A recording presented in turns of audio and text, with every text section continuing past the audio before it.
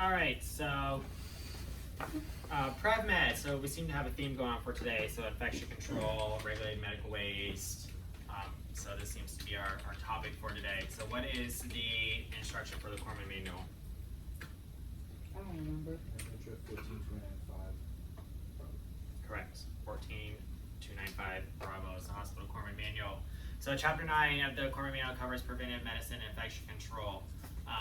Like I said yesterday, the Corpsman manual is a great resource to go through and get a lot of information on some of the big topics I usually covered inside the exam. I know plenty of people that all they did was study the Corpsman manual, read a couple of times, picked up third, second, first, and that's all they ever did. With the exception of some random instructions they probably read because it's not covered in the manual. Alrighty. PrevMed, we love it. Live for it. Alright, so the information included should provide a basic knowledge of the Navy's principles and practices of preventive medicine. If you would like some more information regarding PrevMed, there is an additional resource, which is the Manual of Naval Preventive Medicine, so the NAVMed P5010. The P5010 has several chapters to it that talk about different concepts, waters ashore, waters afloat, potable water, all that good stuff. So that's also a really good resource. I have seen questions on exams talking about what chapter covers this, what chapter covers this From this one. from the P5010. So if anything, just know what chapter covers what, and so that way you have at least have some idea of where you can look. So like H was saying yesterday, a lot of times asked on these exams, you might not know exactly, but not know exactly what the answer is, but where can you find it? Give you some questions. All right, so we're going to learn to identify the different aspects of PrevMed. So there's sanitation, personal hygiene, sanitation, living spaces. So sanitation is defined as a hygienic means of promoting health through prevention of human contact with hazards of waste. Personal hygiene, please shower. Good personal hygiene promotes health and prevents disease.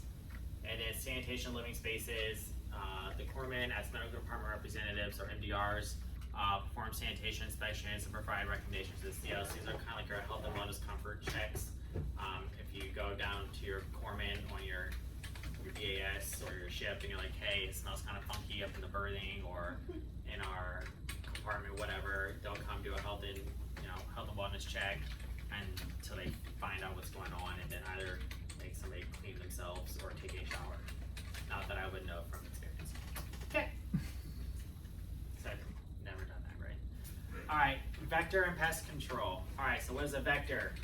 A vector is an animal capable of transmitting pathogens or producing human or animal discomfort or injuries such as insects and rodents. So a rodent is a vector. Okay, rodent is a vector.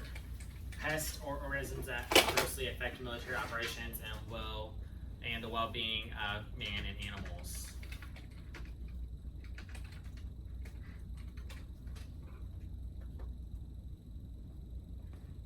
All right. So we get our water supply from different sources. So water supply ashore is covered under this ViewMed 6240.1 series standards of potable water. So this is both for ashore and afloat. This gives us instructions on how we sanitize our water, how we treat our waters, how we label our potable water pipes with the blue paint. So the labeling has to be so big. Which you can use potable water for, which you cannot use potable water for. So this instruction is good to know. In the field, consider water to be unsafe until proven otherwise. So this is where your PrevMed tech will go. They'll sample the water. They'll do all their necessary steps to treat the water to make it safe and ready for people to drink. Treatment is the process of purifying water to make it portable. Some examples include disinfection, filtration, and aeration. For testing, naval vessels follow requirements and procedures from the standard method of examination of water and water waste by the American Public Health Association, so the APHA, American Water Works Association, so AWWA, and the Water Pollution Control Federation, or the WPCF. So all these organizations govern how we should be treating our water and what the water level needs to be at for it to be safe for us to consume. Yep. All right, some more lovely things to know. Asepsis is being free of pathogenic organisms. Bioburden is a number of organisms contaminating an object. The Bowie-Dick type test is a diagnostic test of pre-vacuum sterilization ability to remove air from the chamber and detect air leaks. That's always on the test too. That is always on the test as well. And then nosocomial infection is a secondary infection unrelated to the primary diagnosis. So as we talked about this yesterday, usually out within 72 hours after admission, or 72 hours after the onset of a new I can't type that fast. related infection.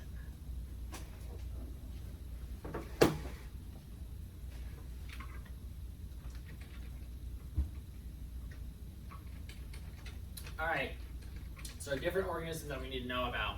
There's a bacteria, virus, protozoa, and fungi. So bacteria, microorganisms that can come in the form of spore, shell-like coating to withstand unfavorable conditions. A virus is an infectious agent that replicates only within the cells of living hosts, mainly bacteria, plants, and animals. Protozoa is a single-celled animal that do not have a rigid cell wall. Some cause parasitic disease, but not all are pathogens. And then a fungi is a single-cell organism that live by decomposing and absorbing the organic material in which they grow. What antibiotic is made by fungi? Penicillin. Penicillin. Sickness. Hmm? Concentrating. Yeah, it's all coming back to you now? Yeah. Like Celine Dion. It's all You're welcome. All right, standard precautions. These are things that we all should know and be able to identify no matter where we're at in life, right? On an exam, walk through the hospital.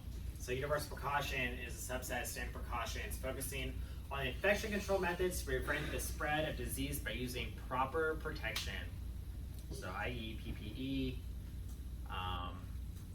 yes. Hand hygiene, wash your hands. Lord Jesus, wash your hands.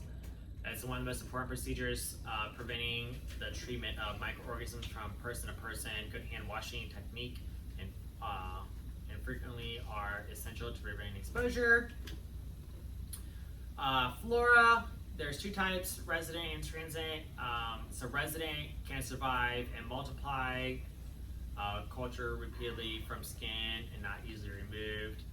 Transient do not survive and multiply, not firmly attached to the skin and easily removed by rubbing hands with underwater. So transits, if you're touching something, wash your hands, that transit flora will disappear, whereas with resident can kind of stay and build and grow and create your staph infections, your MRSA, your contact dermatitis, things like that would be more of a resident flora.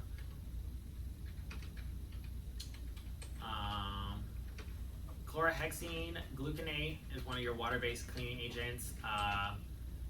It's an effective antiseptic for reducing transit and resistant microbial hand flora, and has sustained antimicrobial effects used as a surgical scrub. So anytime somebody goes to procedure, they'll use that orange chlorhexidine gluconate to scrub it down, right? It looked like a really bad spray tan from the early 2000s. That's what I tell my patients when I'm using it. Iodophores are a complex of iodine and surfactant that releases free iodine in solution, used as an antiseptic and disinfectant.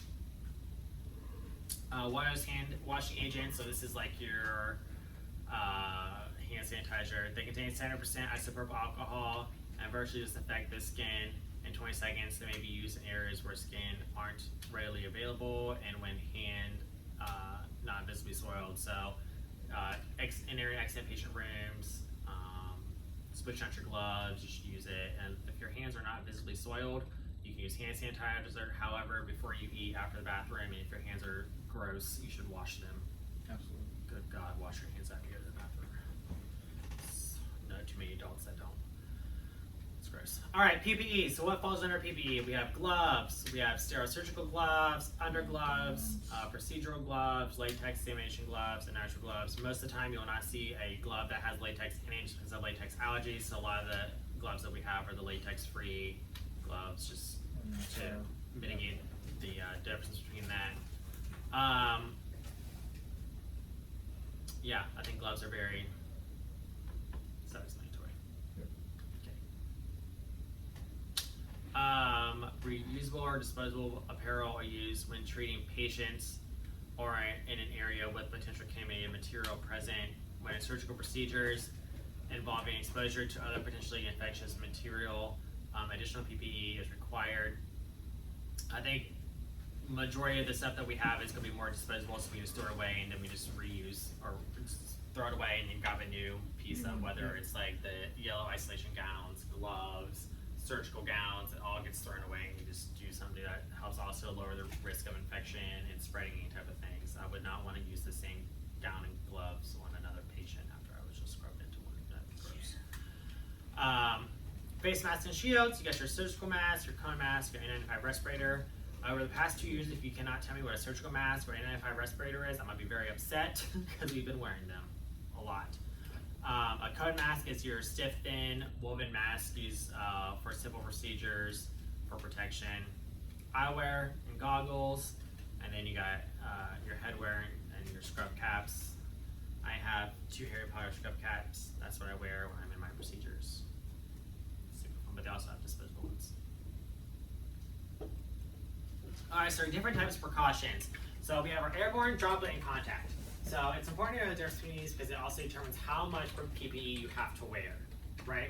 So your airborne occurs by evaporation of droplets that remain in the air for periods of time or spread by dust particles that contain infectious agents. So what is a good example of an airborne precaution or an airborne infection?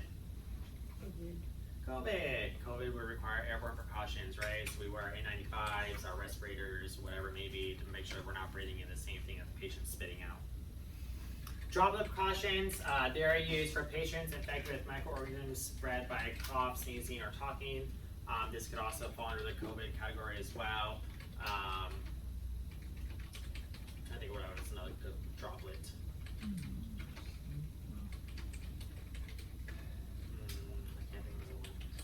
And then contact precaution is used for patients infected or colonized with organisms that can be transmitted by direct contact by the provider or indirect contact by touching surfaces.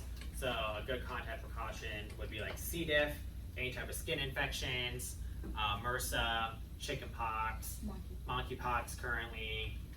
Anything that involves you touching the skin with your bare skin would be a contact precaution, would require you to wear like the cute little yellow gown with the gloves and stuff. Okay.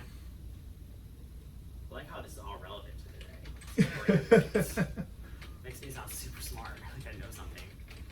All right, medical asepsis describes a practice used to prevent the transfer of pathogenic organisms from person to person or place to place. So a reservoir of an infectious agent. So this is the carrier in which an infectious agent primarily depends on survival if the agent lives. So it can be transferred to a successful host. So this is like we carry something inside of us and it's going to live and grow there until it can spread to somebody else, and then it'll spread to somebody else, and then it'll spread to somebody else, and summing up in pandemics. Port of exit, this is the way the infectious agent leaves the reservoir. So it's either by open wounds, by talking, spitting, sneezing, sexually transmitted, like however the way it leaves the host to the other person. Yep. Is going to be a port of exit. Mode of transmission is a mechanism in which the infectious agent is transferred. So it's either by touching, kissing, sneezing on somebody, whatever it may be. Port of entry is how the infectious agent enters the body, usually through some type of mucosal membrane, or through a cut on your skin, or whatever, right? Concurrent disinfection is a daily measure taken to control the spread of pathogenic organisms. So this is like making sure that we're just cleaning down our surfaces with our cabbie wipes, whatnot. And then terminal disinfection is the measure to destroy pathogens or organics remaining after the patient is like removed or the patient moves from the room. So after every discharge, there should be a terminal disinfection done of every room to help break down whatever nonsense that patient left behind in terms of like, before a new person comes in. So that's why we call housekeeping. Hey, we need terminal disinfection of this room. The patient was on some type of precaution, so let's just go ahead and clean the room down.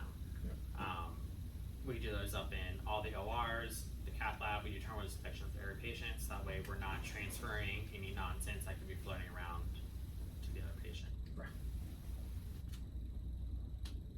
All right, exposure. All personnel must pay close attention when using sharps and fluids. Accidents happen, and personnel who sustain penetrating injuries, needle stick or cut, or a splash into the eye or a mucous membrane with contaminated fluid must not be ignored. So this is super important. So this is talking about like if you get a needle stick after sticking your patient, if this is getting patient blood in your eyeballs, if this is talking about like any type of anything that should not be in you or touching you after you touch a patient or after you touch a patient needs to be reported and taken care of immediately, because there's certain types of precautions and procedures that have to be done, right? So you should stop activity immediately and step back from the patient of contamination. Squeeze the skin around the needle stick or cut to expel blood and contamination. Clean the puncture site or flush your eyes with cool water for 15 minutes. 15 minutes. You report the incident and seek medical attention properly, and then follow the facility's protocol for follow-up. So for here, needle sticks, not only do you get blood draws, but also the person that you needle stick from also has to go get rapid blood draws, which includes like HIV, hepatitis B, there's like 4 or 5 different blood draws that they do, and then there's subsequent follow-ups for the next like 3 to 6 months to make sure that nothing develops. Fun fact, it takes about 6 months for HIV to show up in your blood on a blood test, so that's why you take blood draws every so often if you do get a needle stick. And the blood draw samples are done over 12 months to determine health status and the need for treatment. Okay. All right, so we've talked about infectious waste before. There's a whole instruction on it. BMAT instructions 6280.1 series is the management of infectious waste. So this talks about your sharps, your microbiological waste, pathological waste, liquid waste, and medical waste from isolation rooms. So make sure we know these, and then separate infectious waste from non-infectious waste. As point of origin, infectious waste shall be placed in containers labeled with the universal biohazard symbol and the word biohazard, or be red in color. We've talked about this already. And then sharps go in that rigid, puncture-resistant red sharps container. So this is a second instruction saying you're talking about medical waste, regulated medical waste, and how we dispose of it. So I think it's something pretty important. Storage. If infectious waste cannot be treated on site, the following storage requirements apply. So do not store without refrigeration for more than 7 days. So once again, site times to showing up. Keep storage time to a minimum. Store waste at or near the transport site. Areas should be able to be protected from rodents and other pests. Waste should be marked with the universal biohazard symbol, clearly visible. Access should be limited to authorized personnel only. And then it's talking about transportation again, of how we transport it. So this falls back into the vehicle or transportation must be easily cleaned. They must have the proper PPE. They must have the proper spillage equipment, and they need to clean up. Okay.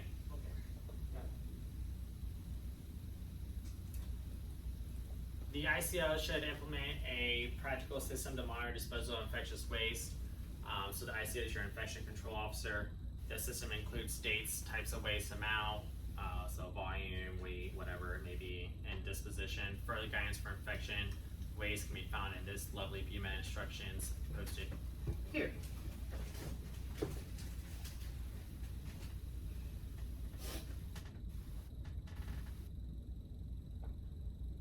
Alright, surgical aseptic technique. This describes the sterilization, storage, and handling of articles to keep them free of pathogenic organisms. There are important procedures that need to be understood before entering the surgical environment: the preparation and sterilization of surgical equipment and supplies, the preparation of the operating room for performing a surgical procedure. Specific methods of preparation will vary from place to place, but the basic principle of surgical aseptic technique remains the same. So the goal is to make sure that before your patient enters that room is clean. There is no blood, there is no dirty utensils, there is no dirty anything in there. So everything should be wiped down, terminally infected. The staff in there should make sure that they're in proper surgical attire. So clean scrubs, clean surgical cap, surgical mask. Usually the green ones that tie was only allowed up in the OR. So the normal masks that we wear, those are not allowed in the OR. So you have to have a surgical mask. Eye protection of some sort. Your hands should be clean, ready to go. And then depending on your